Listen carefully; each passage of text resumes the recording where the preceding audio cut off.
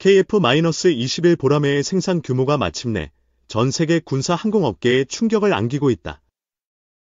한국항공우주산업, KI, 이 KF-21의 생산 목표를 900대로 설정한 사실이 밝혀지면서 이 수치는 미국의 F-35 연간 생산 계획마저 뛰어넘는 세계 최대 수준의 양산 규모로 주목받고 있다.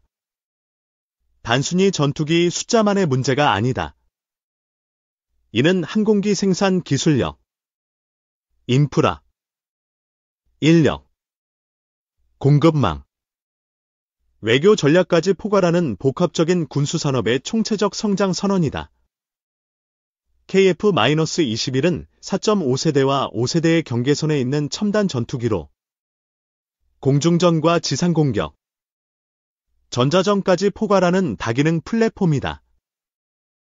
이미 시제기 시험 비행에서 성공적인 데이터를 확보했으며 국산 에이스 레이더, 내부 무장창 개발, 전자전 시스템 탑재 등의 계획이 차질 없이 진행되고 있다.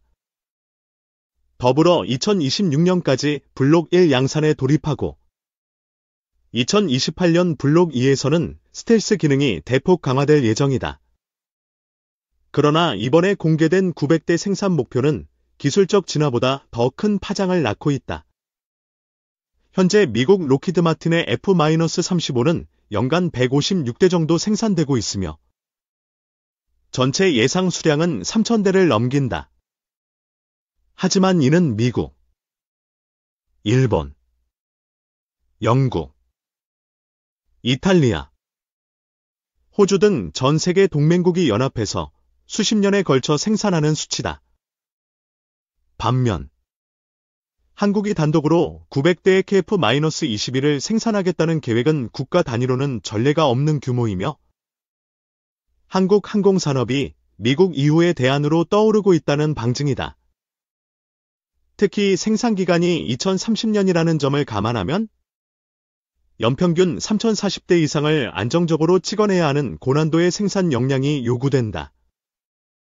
이번 계획의 핵심은 단순한 자국 공군 운용이 아니다. 한국 공군은 현재 120대가량의 F-16, F-4, F-5 노후기 체계를 KF-21로 대체할 계획이며 여기에 KF-21을 기반으로 한 특수임무기, 해군형 함재기, 무인 전투기 등의 변형 모델도 고려되고 있다. 그러나 나머지 700대 이상은 수출을 전제로 한 규모로 인도네시아와의 공동개발, 폴란드, 필리핀, 말레이시아, 콜롬비아, 사우디아라비아 등과의 방산 협력 논의가 활발히 진행 중이다. 특히 주목할 점은 KF-21이 한국 내에서 65% 이상의 국산화를 이루고 있다는 점이다. 이는 단순 조립 수준이 아닌 엔진을 제외한 대부분의 항공전자, 비행제어, 레이더, 무장체계까지 자체 개발된 시스템으로 구성되어 있어 부품 수급 문제에서 미국이나 유럽 국가에 비해 훨씬 자유롭다는 장점을 갖는다. 이러한 점이 KF-21을 F-35의 대체제로 고려하려는 국가들에게 매우 매력적인 요소로 작용하고 있다. KF-21의 생산량 확대는 단순히 항공기 숫자 싸움이 아니다.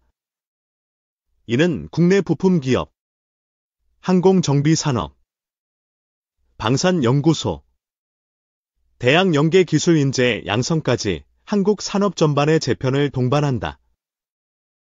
국방부는 이를 위해 보라매 전담 공급망이라는 용어까지 사용하며 전용 생산 라인 및 자동화, 시스템 구축에 10조 원 이상의 예산을 투입하고 있다. KI는 사천 공장 외에 추가적으로 진주, 고성, 경남 일대의 대규모 위성 생산시설 건설도 검토 중이다. 이번 900대 생산 계획은 단순한 목표치가 아니다. 이미 국방과학연구소와 에이디드가 협업을 통해 2030년까지 KF-21 전용 무장 50여 종의 개발 로드맵을 완료했고 공대공 미사일, 초음속 공대지 미사일, 정밀유도 폭탄 등의 호환 테스트도 빠르게 진행 중이다. 이와 동시에 KF-21을 플랫폼으로 한 유무인 복합 전투체계 쉘 구축을 위한 한국형 UAV 통합 전략도 가동에 들어갔다. KF-21과 드론이 한조로 편성되어 임무를 수행하는 미래 공중전의 중심에 한국이 있다는 의미다. 방위사업청은 이번 양산 규모 발표와 함께 KF-21 수출을 위한 맞춤형 국제 파트너십 전략을 내세우고 있다. 예를 들어 폴란드와는 부품 공동 생산과 유지보수 기술 이전을 전제로 한 KF-21 맞춤형 모델을 협의 중이며 UAE 및 사우디와는 중동형 사막 기후용 KF-21의 테스트 비행도 준비 중이다. 미국 F-35의 경우 고도의 기술 비공개와 유상 정비 독점 정책이 큰 불만을 낳았던 반면 한국은 협력형 방산 전략을 통해 각국의 군사주권을 존중하는 형태의 수출 모델을 제시하고 있다.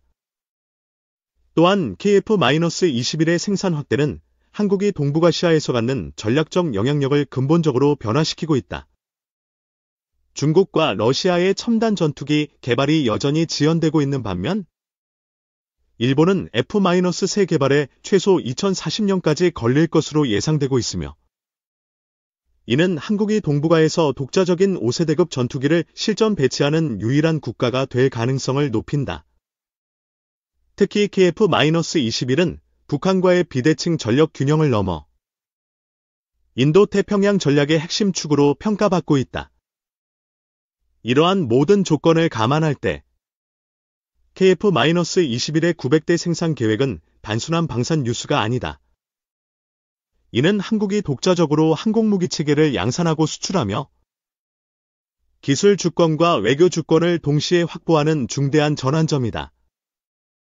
이는 미국 F-35가 세계를 장악하던 시대가 끝나가고 KF-21이라는 신흥 강자가 무대 중앙에 올라서는 역사적 순간을 예고한다.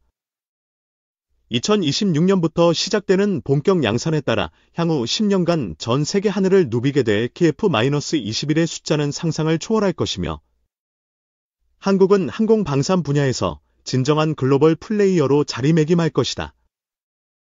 KF-21은 특히 부품의 국산화 비율이 높다는 점에서 F-35와는 완전히 다른 접근 방식을 취하고 있다. F-35의 경우 미국 로키드 마틴 주도의 글로벌 공급망 체계에 의존하면서 각국의 정치적 상황이나 승인 절차에 따라 수출이나 부품 조달이 제한되는 사례가 많았다. 반면 KF-21은 한국항공우주산업, KI를 중심으로 한 국내 방위산업체들이 거의 대부분의 부품을 국산화하여 공급하면서 생산 일정과 수출 협상에서 큰 유연성을 확보했다. 이로 인해 KF-21은 단순히 전투기의 성능을 넘어 독자적인 방산 생태계 구축이라는 전략적 측면에서도 큰 의미를 지닌다. 한편 KF-21의 도입을 고려하는 국가는 인도네시아, 폴란드, 사우디아라비아 외에도 중동 및 동남아시아 다수 국가들로 확대되고 있다.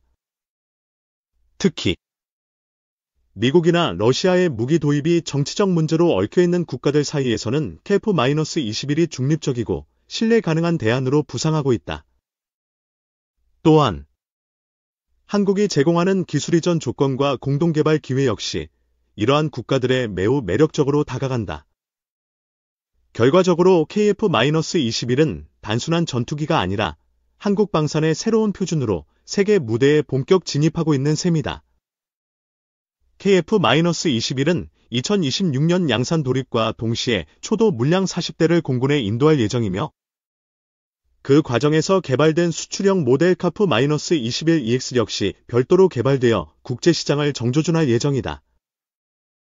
이미 일부 아시아권 국가에서는 한국 공군형이 아닌 수출형 KF-21을 시찰하기 위해 KL을 방문한 것으로 알려졌으며 이는 전례 없는 조기 관심 사례로 평가된다.